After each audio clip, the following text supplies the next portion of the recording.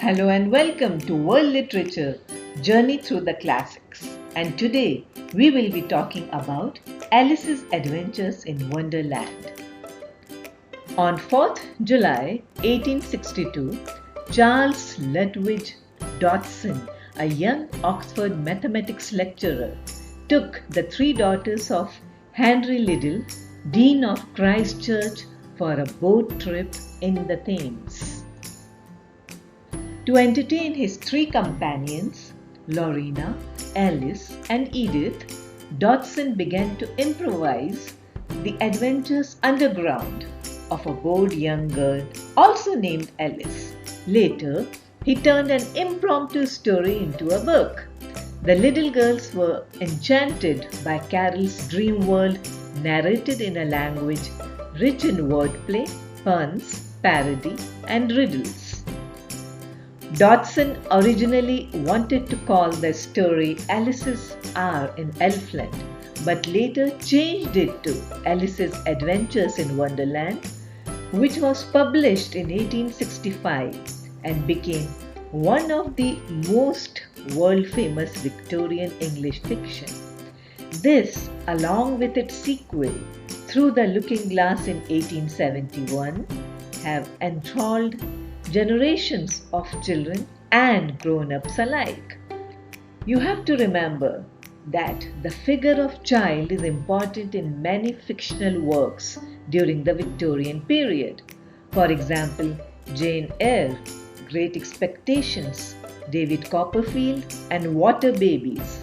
Alice in Wonderland is another significant addition to this category of literature.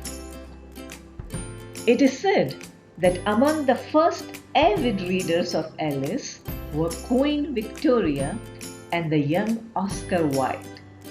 From Walt Disney and Salvador Dali to the Wachowski brothers' Matrix, Alice's place in the halls of popular culture is assured. Tim Burton's 2010 Alice in Wonderland is only the latest of at least 20 films and TV shows to be made from the book. Lewis Carroll was the pseudonym of Charles Lutwidge Dodson. He was born in the old parsonage at Daresbury. His father was a clergyman.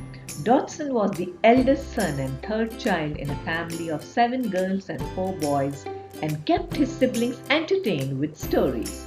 He also suffered from a bad stammer, which he never wholly overcame, and felt that he was able to speak naturally and more easily to children. In 1851, Dodson went into residence as an undergraduate at Christ Church. At Oxford, he excelled in his mathematical and classical studies, and in 1852, he was nominated to a studentship called a scholarship in other colleges. The studentship at Christ Church was dependent upon his remaining unmarried and proceeding to holy orders. Dodson was ordained a deacon in the Church of England in 1861.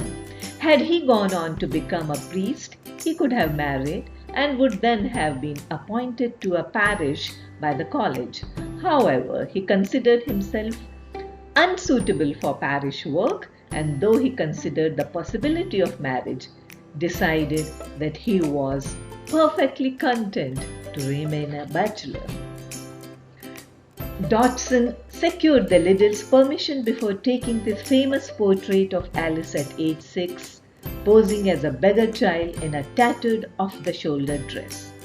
Dodson had an early ambition to be an artist. Failing in this, he turned to photography.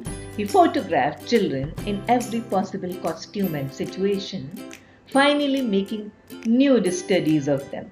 However, one has to understand this in the context of the times. Photographs of nude children sometimes appeared on postcards or birthday cards, and nude portraits were praised as art studies because Victorians saw childhood as a state of innocence. The episodic plot story in Alice's Adventures in Wonderland centers on Alice, a young girl, and her journey through the Wonderland as she follows a white rabbit down the hole. Alice's encounters with the weird characters is very much like a child's impressions of grown-ups. Some of the interesting characters Alice meets in Alice in Wonderland have become deeply embedded in English culture.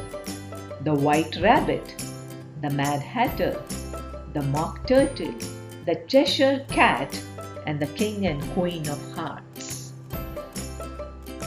Carol wrote an equally complex sequel, Through the Looking Glass and What Alice Found There, in which the dreaming Alice walks through the looking glass, where she finds that the pieces from her chess set are alive.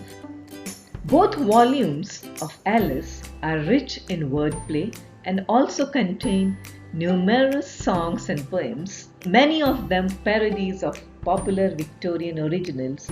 For example, The Mouse's Tale, You Are Old, Father William, The Lobster Quadrille, Beautiful Soup, and from Through the Looking Glass, Jabberwocky, The Walrus and the Carpenter, and The White Knight's Song. Some of the memorable quotations from Alice: off with their heads, Cuirassier and Cuirassier, we are all mad here, I am mad, you are mad. Everything's got a moral, if only you can find it. Alice in Wonderland is important because most children's stories till then were rather didactic, which means that they had a certain message for children. For instance, the virtues of honesty, obedience, piety, and duty. However, the preachy tone is conspicuously missing in Carol's work, which has often been read as exploration of girlhood, sexuality, and drugs. Alice's adventures and Through the Looking Glass have enriched our lexicon with expressions such as Jabberwocky, Down the Rabbit Hole, Mad as a Hatter, Cheshire Cat Grin, Off with Their Heads, I'm late for a very important date, What a Strange World We Live in, Cuirassier and Cuirassier, and Tweedledee and Tweedledum. Also notable, illustrations by John Tenniel, a former cartoonist with Punch magazine. This is another highlight of the book.